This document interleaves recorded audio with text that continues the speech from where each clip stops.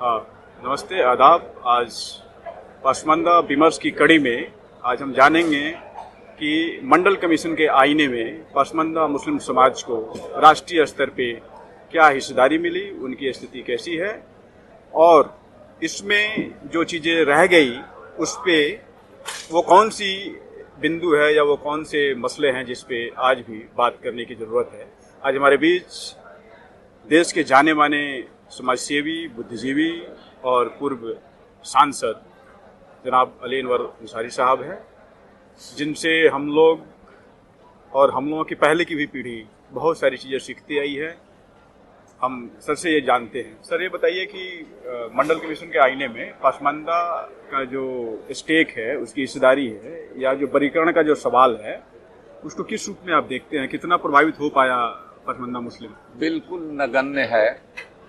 एक तो देखिए, कुछ लोगों को ये भ्रम हो गया जब मोदी जी ने हैदराबाद में 2 साल कबल हैदराबाद में अपने पार्टी की सीईसी की मीटिंग में पसमानदा की बात की, हमदर्दी की बात की और उसके लिए वो पार्टी में फैसला कराया कि उसने यात्रा निकालेंगे।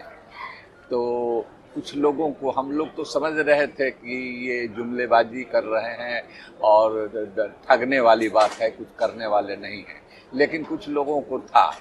तो लेकिन कुछ उन्होंने नहीं किया। उसके बाद फिर उन्होंने दिल्ली में सीईसी की मीटिंग हुई पिछले साल, तो उसमें भी पसमानदा से जुड़ने की बात की।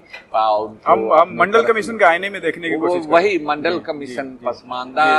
तो मंडल कमीशन में 85% जो पसमानदा आबादी है ऑलरेडी मंडल कमीशन में कवर्ड है। बल्कि यूं कहिए कि उसके पहले से काका कालेलकर कमीशन ने भी उनको आइडेंटिफाई कर लिया था। तो एक ब्लूप्रिंट हुआ था, लागू नहीं हुआ वो अलग बात है, मंडल कमीशन वाली बात लागू है। तो हिंदू समाज में जितनी जातियां हैं पिछड़ी, उस तमाम जातियां मुसलमानों में भी पिछड़ी हैं, दलित भी हैं, आदिवासी भी हैं, जनरल कैटेगरी के लोग भी हैं। और ये 80% जो पसमानदा की आबादी है, तो मोदी जी से तो कभी कोई उम्मीद नहीं थी। आपने देखा जब उनको देखा, उन्होंने बहुत पसमानदा की बात की और देखा कि ये झांसे में आने वाले नहीं हैं, इनका ट्रेडिशन बहुत सेकुलर है, ये इनके फंदे में जाने वाले नहीं है, तब सीधे हिंदू मुसलमान की बात पर इस चुनाव में आ गए।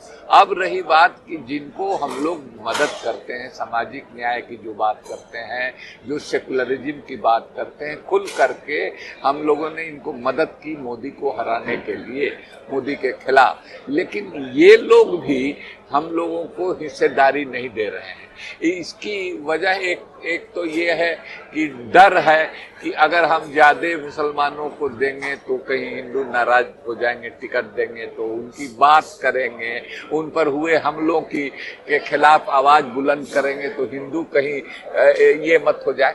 तो उनको हम कहेंगे कि उनको डरना नहीं चाहिए, उनको देखना चाहिए कि जब अयोध्या जैसे जगह में जब बीजेपी हार सकती है तो वो आइडियोलॉजिकल लड़ाई तो हार गई है। जो भी जीत हुई है, जो तिकड़म और जाल फरेब की जीत हुई है और सत्ता के बल पर और पैसे के बल पर हुई है। तो अव्वल तो जो सेकुलरिज्म की बात करती है पार्टियां और जो सामाजिक न्याय की बात करती है, उनको डरना नहीं चाहिए और पसमानदा की बात खुल करके करनी चाहिए। अब देखिए कि पसमानदा अभी भी मॉब लिंचिंग हो रही है, बुलडोजर उन पर चल रहा है, लेकिन इस जिनको हम लोग वोट देते हैं, जिसके लिए हम लोग बदनाम हैं, बीजेपी का हम लोगों से खुन्नस यही ना है कि ये लोग एक मुश्त बीजेपी के खिलाफ वोटिंग करते हैं। तो वो अपना, उनको बोलना चाहिए, उनको लड़ना चाहिए। अच्छा, एक चीज़ ये बताइए कि आपके नेतृत्व में, चूंकि इस देश में पसमानदा की बात की जाती है तो उसमें अली अनवर साहब का नाम पहले आता है। तो आप जब संघर्ष कर रहे थे, इस समुदाय की आवाज़ बन रहे थे, तो आप किन किन चुनौतियों का सामना कर रहे थे? देखिए, हमने 1998 में नवंबर महीने में ऑल इंडिया पसमानदा मुस्लिम महाज का गठन किया, मोदी जी तो हमारा आइडिया चुरा करके कोशिश किए, या और जो दूसरे लोग कुछ जो प्रो बीजेपी जो एलिमेंट मुसलमानों में खोज करके जो लालची हैं, जो टेंटेड हैं, या जो महत्वाकांक्षी है, ऐसे लोगों को खोज करके और पसमानदा की बात कर रहे हैं, लेकिन उसमें ज्यादा सफलता उनको नहीं मिलने वाली है। इसलिए पसमानदा का ट्रेडिशन सेकुलर है, हर तरह की सांप्रदायिकता, मुस्लिम सांप्रदायिकता के भी खिलाफ है, मुस्लिम लीग के भी वो खिलाफ था। पसमानदा भले उस समय नाम नहीं था, पसमानदा नाम तो हमने चलाया, जी।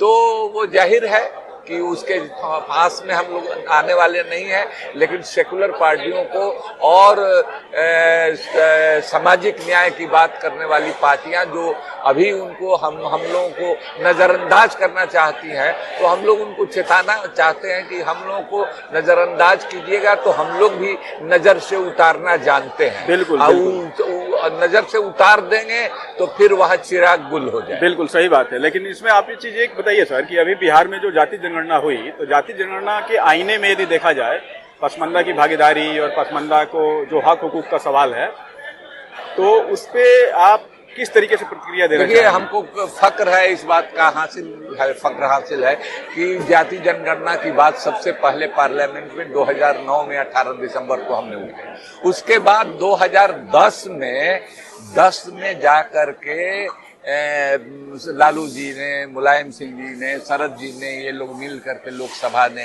गोपीनाथ मुंडे बीजेपी समर्थन किया और लोग समर्थन किए, तो वहां ये सवाल उठा और माना गया यूपीए 2 की सरकार में।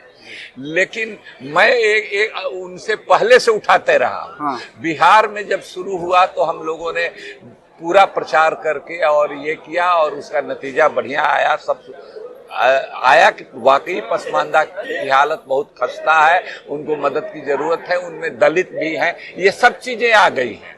लेकिन अब उसको सुप्रीम कोर्ट ने फिर रोक लगा दी है, तो उसको 9th शेड्यूल में ले जाना चाहिए, मांग करनी चाहिए पार्टियों को कि 9th शेड्यूल में ले जाया जाए, उसको सुरक्षित किया जाए और देश भर में जनगणना हो, ये हम लोगों की मांग है। अच्छा, एक दूसरा सवाल आपकी किताब से है। हाँ। जो आपने किताब लिखी और मसावाद की जंग, और उसको पहले तो केवल जातीय जो बातें थी वो अलिखित रूप में थी, लोग प्रैक्टिस करते थे और फील करते थे और उससे प्रताड़ित होते थे।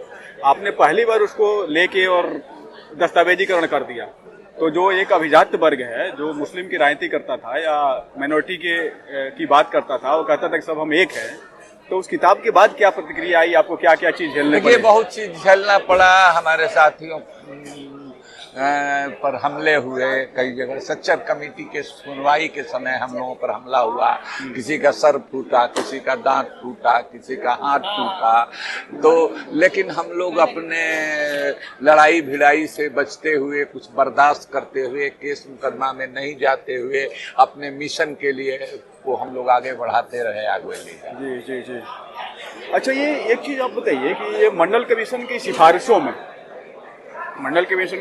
में जिन जिन चीजों को, जो चीजें छूट गई, लोग कहते हैं कि 50% जो अनुशंसाएं थी उसी को लागू किया गया, तो इसका मतलब है कि 50% में बाकी जो भूमिहीन जातियां थी या दस्तकार जातियां थी उनकी बात की गई है, और उसके लिए उसके बाद से क्यों नहीं कोई आवाज उठी? उसकी बात तो छोड़ दीजिए, कोई नहीं आवाज उठी, बात साफ है, और कुछ हुआ नहीं। सच्चर कमेटी बनी, रंगनाथ मिश्रा कमीशन बना, उसमें इक्वल अपॉर्चुनिटी कमीशन बनाने की बात सच्चर कमेटी ने की, उसको नहीं सरकार ने किया, यूपीए सरकार ने भी नहीं किया। ये सरकार तो गर्दन पर तलवार रखे हुई है, इस सरकार से इज्जत, माल, जान माल, आबरू पर खतरा है, इससे तो कोई उम्मीद नहीं है।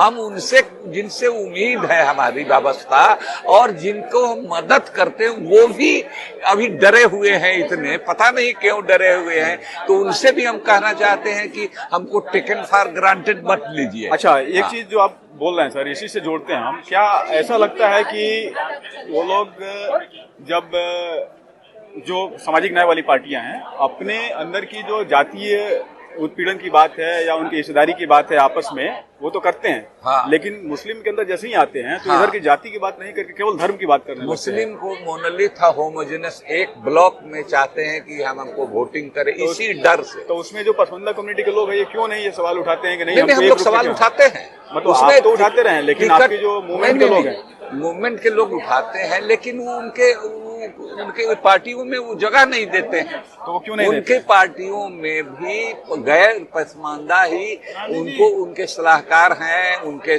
MP अब राज्यसभा में देख लीजिए, विधान परिषद में देख लीजिए, एक भी पसमानदा मुसलमान नहीं। तो क्या कहा जाए बिहार? तो सवाल क्यों नहीं उठ रहा है? ये सवाल उठ रहा है, लेकिन सुन कौन रहा है? आप लोग ले जाइए, आप लोगों से। नहीं, मुझे ये लगता है कि इन चीजों पे लेके घेरा नहीं जा रहा है, तो इसलिए उनको लग रहा है कि भाई ये जाएंगे कहाँ, वोट तो हमें ही देंगे। नहीं, ये इसलिए पस मंजर चेंज नहीं हो रहा है। ये सही है, ये बात सही है कि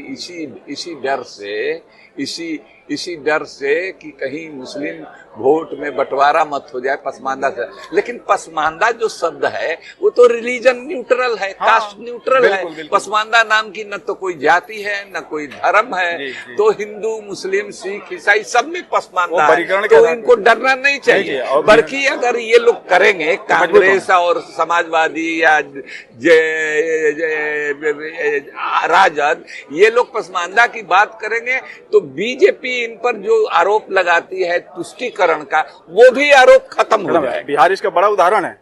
बिहार इसका बड़ा उदाहरण है, लेकिन उससे सबक नहीं लेते हैं। तो उनको वैसे लोगों को जरूरत पड़ने पर हम लोग सबक सिखाते। तो राष्ट्रीय स्तर पे आप क्या एक मैसेज देना चाहेंगे? अभी एक माहौल भी बना हुआ है और अभी नई सरकार बनी है। हम लोग मैसेज ये देना चाहेंगे कि पूरे देश के स्तर पर जाति जनगणना हो, और जो कांग्रेस ने राहुल गांधी से उम्मीद की जिसकी जितनी आबादी है हिस्सेदारी मिलेगी, तो हिस्सेदारी की अभी देने में तो सरकार में नहीं है, लेकिन हम लोगों की बात उठाए, पसमानदा उनके मुंह से भी हम लोग सुने तो हम लोगों को अच्छा लगे। एक बड़ी बात है सर, क्योंकि आप एक बड़े चेहरा हैं। आज भी आपसे शुरू होता है हर विमर्श।